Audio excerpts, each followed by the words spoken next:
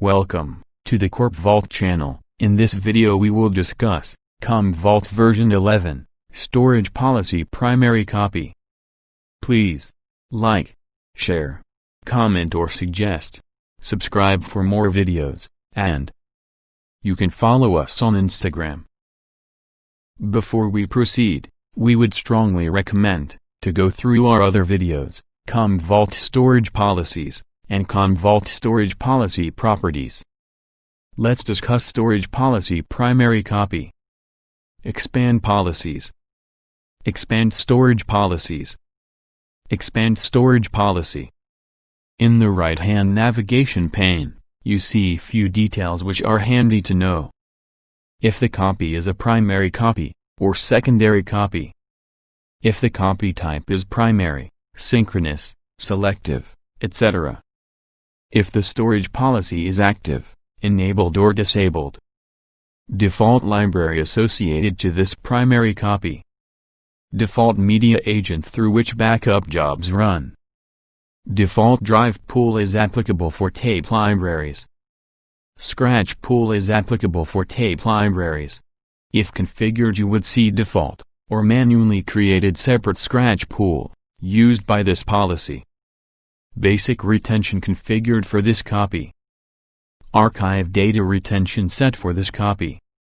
Retain by jobs, if configured.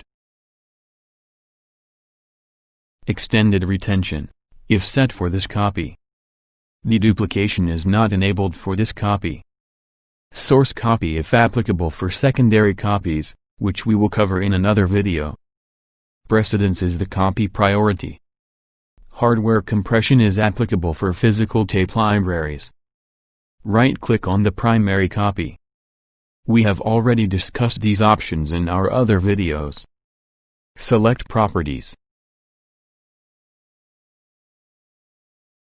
Storage policy copy properties of primary. General tab. The name of the copy, which is primary, in this case. You can edit it if required. Primary copy, if enabled, then this copy is the primary copy for this storage policy. If seen disabled, then this copy is a secondary copy.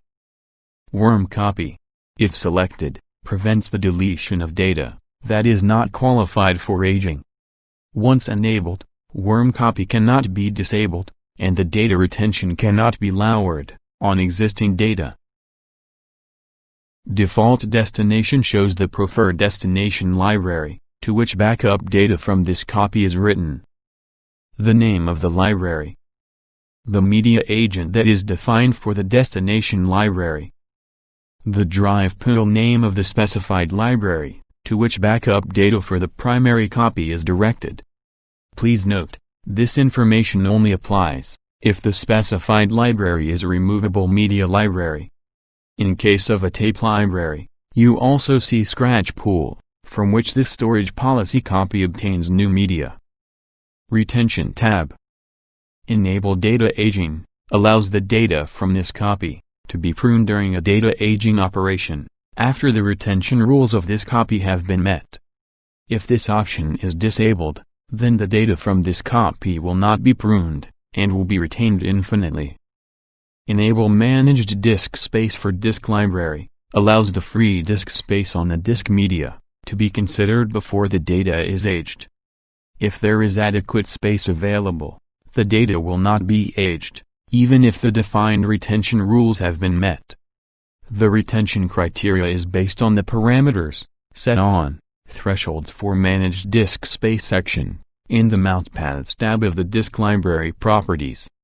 If this option is not selected, data on the copy will be aged, regardless of the available disk space. Do not retain intermediate incrementals and differentials before a new differential. Specifies that intermediate incremental and differential copies before a new differential will not be retained. This is useful to minimize misused disk space. Spool copy with no retention sets the retention rule on a storage policy copy to 0 days and 0 cycles. Ideally, you need to have a synchronous copy to use this option. Basic retention rules for all backups defines the amount of time that you want to retain the data that is backed up via this storage policy copy. Please note, if this storage policy copy is added as a dependent copy of a storage policy with global deduplication, then you can view the storage policy copy retention rules from the Dependent Copies tab of the storage policy with the global deduplication. Infinite specifies that data will be retained for an infinite amount of time. Retain for X days and X cycles specifies the length of the retention period and number of retention cycles. Please note, the default retention is 15 days and 2 cycles. Let's discuss how retention works with example. For this video we pick a retention of 15 days and 2 cycles. Don't forget it is an AND operator used. So, both days and cycles must be completed to meet the retention. Retention days are the minimum number of days that all backup jobs must be kept. The number of days must be exceeded before the data is eligible for aging. A retention cycle is a complete full or synthetic full backup, followed by all subsequent incremental, differential, or transactional log backups that are dependent upon the full backup. Let's say weekly full run on Sundays, and incremental runs during other days, that is, Monday through Saturday. For the example we selected, typically a complete cycle will look like this. The backups are a week's backup. Full backup is an independent backup, whereas incremental backup is dependent on the full backup. All the 6 incremental backups are interdependent and majorly dependent on the full backup. Let's take a typical scenario that all backups are running as expected. Then the second week backup look like this. Here we have 2 full cycles, so the cycle parameter is passed. But if you count the days, then only 14 days are completed. As per the set retention, 15 days must be completed. Let's say third week backups completed successfully. The moment third week full backup completed, first week full backup is eligible for aging. You need to remember that the incremental backups are dependent on the full backup. So, even though the full backup is ready to age, but because of the incremental backup it is held back. This rule will comply for all the incremental backup of the first week. Once the fourth week full backup complete, the first week cycle is ready for aging. When the data aging job run, entire first week cycle will be pruned, and the storage will be freed. So, practically in 15 days, and 2 cycles retention, there are 3 cycles of data retained on the storage. Let's take another example, with backups having intermittent issues. In week 1, the incremental backup had issues, and did not run. Let's say the issue was fixed the next day, and instead of incremental backup a full backup has run. If you notice we have 1 cycle here. For second week the backups run as expected. We can see the second cycle here. Logically we have 2 cycles. So, the cycle's parameter is met. But the days parameter is still not met. We have 14 days and 2 weeks. The third week full backup failed. Let's say no one noticed the failure immediately, but on Wednesday a full backup was run manually. In this scenario, the first cycle is eligible for aging. When the data aging job run, entire first week cycle will be pruned, and the storage will be freed. We hope this helped understand the retention. Let's continue with other options. The basic retention rule must be set before extended retention rules can be selected. Extended retention rules allow you to keep specific full or synthetic full backups for an additional period of time. You can extend the retention for infinite or for n days. Select the option to enable extended retention. Select infinite if you wish to retain certain backups for infinite. Alter the days to your choice. Select the type of full backup to which the retention applies. The options you have are: all full backups, hourly full backup, that is, the first or last full backup of every hour. Each hour starts on 12 a.m. This option is only applicable for snap copies. Daily full backup, that is, the first or last full backup of every day. Each day starts on 12 a.m. Again, this option is only applicable for snap copies. Weekly full backup is the first or last full backup of every week. Each week starts on Friday. Monthly full backup is the first or last full backup of every month. Each month starts on the first of the month. Quarterly full backup is the first or last full backup of every quarter. Each quarter starts on January 1st, April 1st, July 1st, and October 1st. Half-yearly full backup is the first or last full backup of every half year. Each half year starts January 1st and July 1st. Yearly full backup is the first or last full backup of each year. Each year starts on January 1st. Let's select hourly full backup. Depending upon the selection, this value change. As we have selected hours, we need to now select the hour of the day from the list. You can select multiple retentions. Ensure each selection must be in ascending order, by the number of days, and the selected rule type. Setting start times for the monthly and yearly extended rules do not have any impact on quarterly and half-yearly rules. Grace days specify the number of additional days to consider with extended retention. If the last full backup job fails, then the next full backup job, that ran in the specified grace days, will be selected for retention. Select the jobs from previous tier, specifies that a full backup job, that is designated to be retained, can fall within the previous tier's timetable. Please note, this option is only enabled when there are two rules defined for extended retention.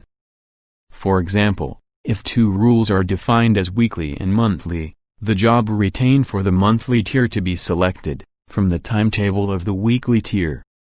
For the daily full rule and hourly full rule, the day starts at allows you to select the time for which the hourly or daily extended retention rule will start. This option is applicable for snap copies. The default start time is 12 a.m. For weekly full rule, the week starts on allows you to select the day of the week for which the weekly extended retention rule will start. The default start day of the week is Friday. For monthly full rule, the month starts on allows you to select a particular day of the month for which the monthly extended retention rule will start. The default start time is the first of the month. For all rules, you can select first full backup of time period, which if selected the grace days for extended retention is not allowed. Or, select last full backup of time period. Data Paths tab. Alternate data paths is also called as Grid Store in Commvault. Status with the play icon means it is the default data path. The name of the MediaAgent.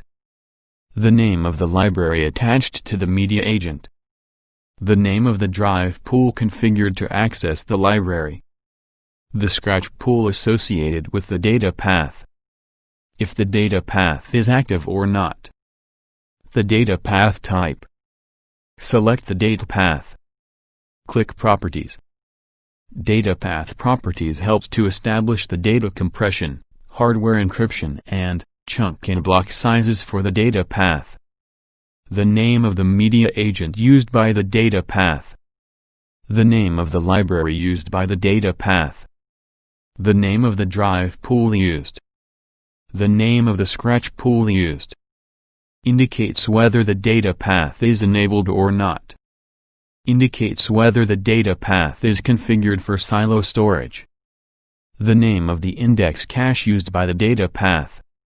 Hardware compression ideally applies when the library associated with the data path is a tape library.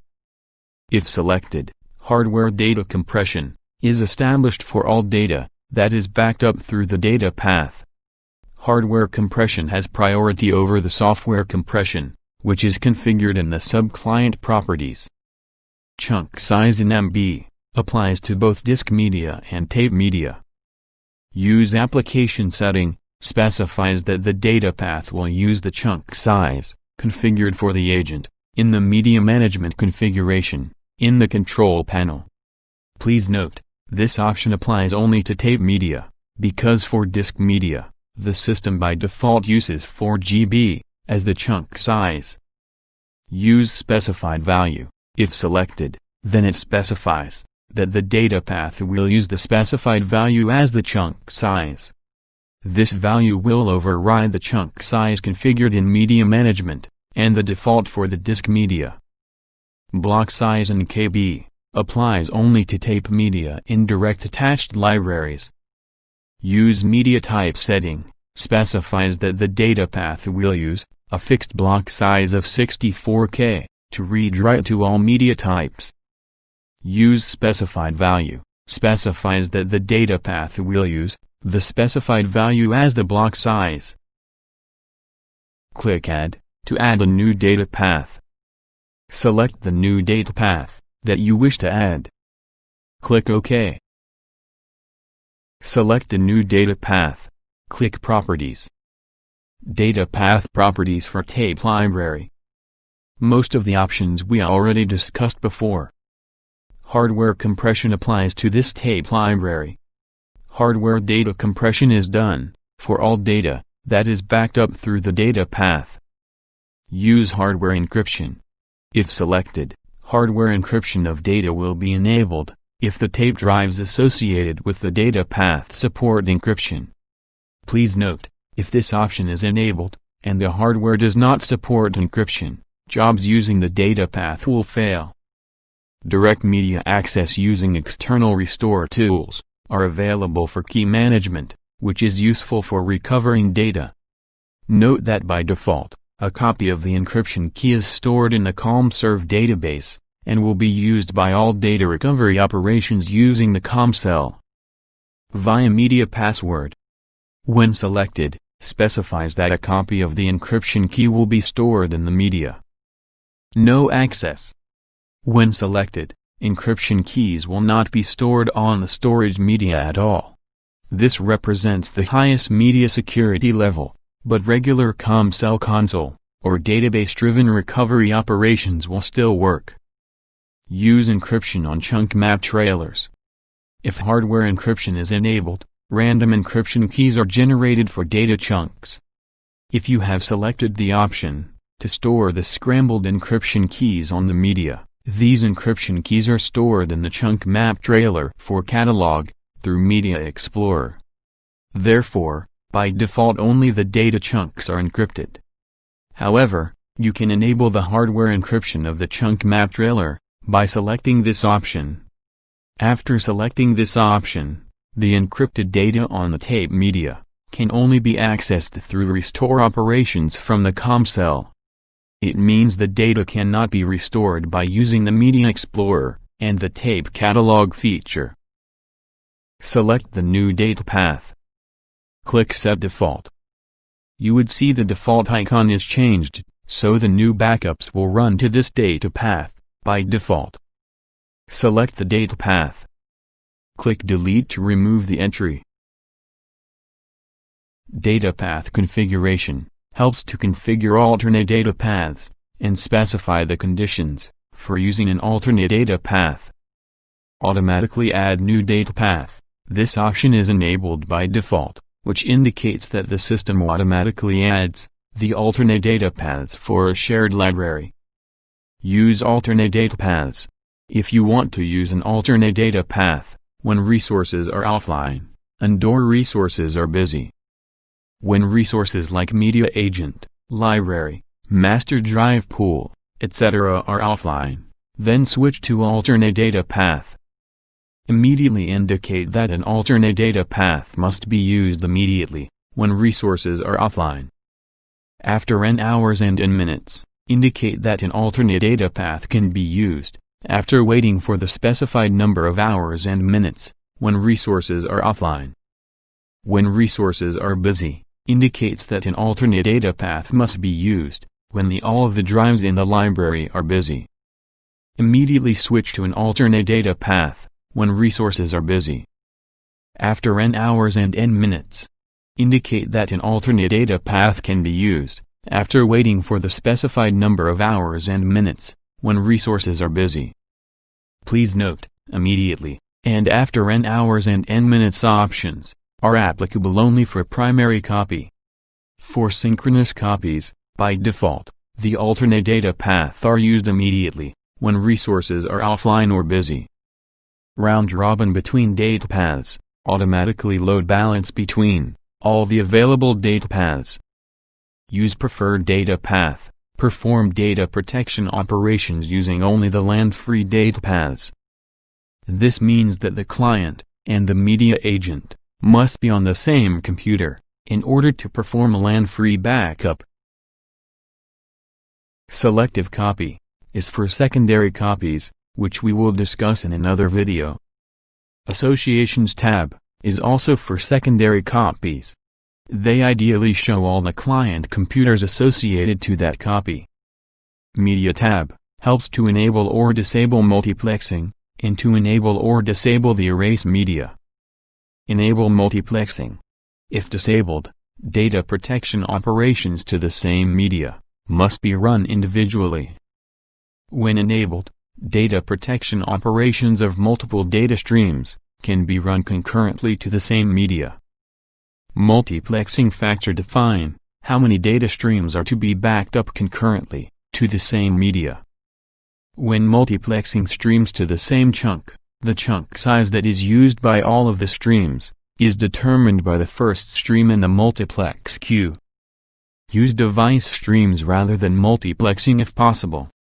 If disabled, all the data streams are copied to one drive, and once it is filled up, moves to the next drive, like fill and spill. But when enabled, the data streams are copied to each available drives first, and then fills up with used up drives, like spill and fill.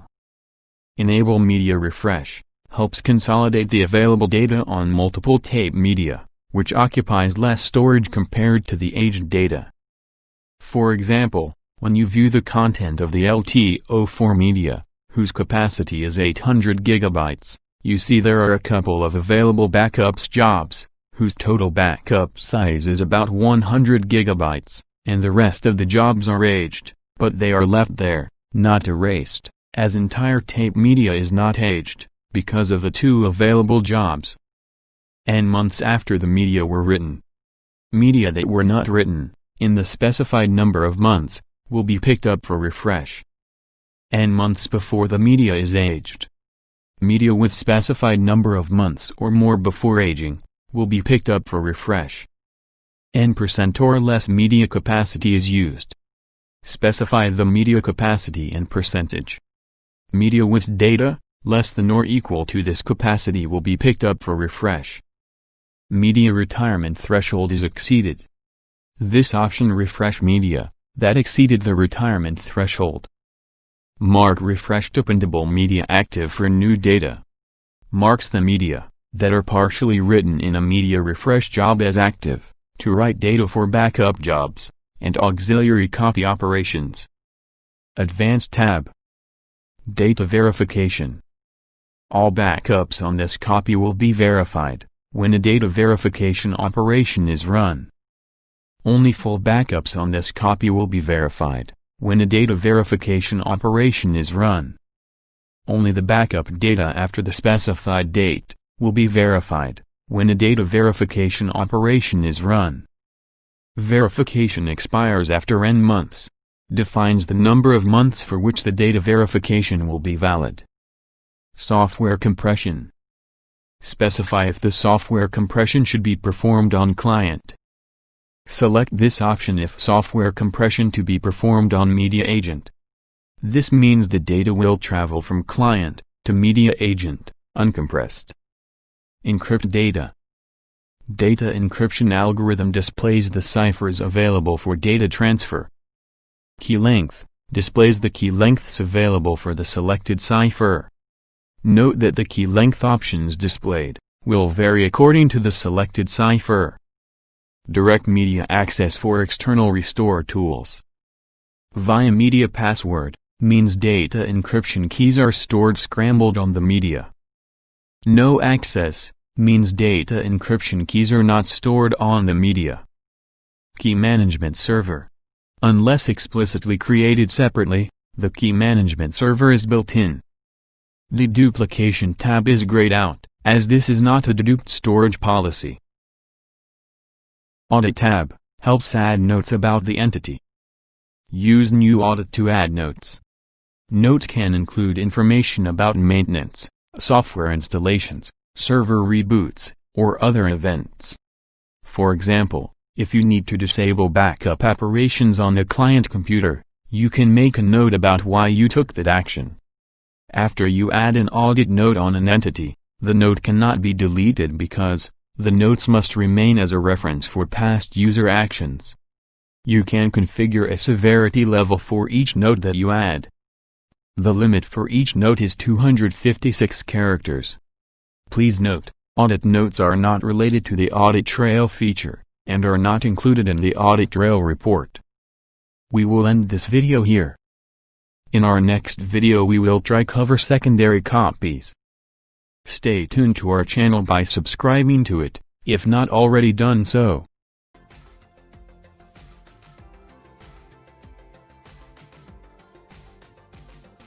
Do subscribe for more videos. Thank you.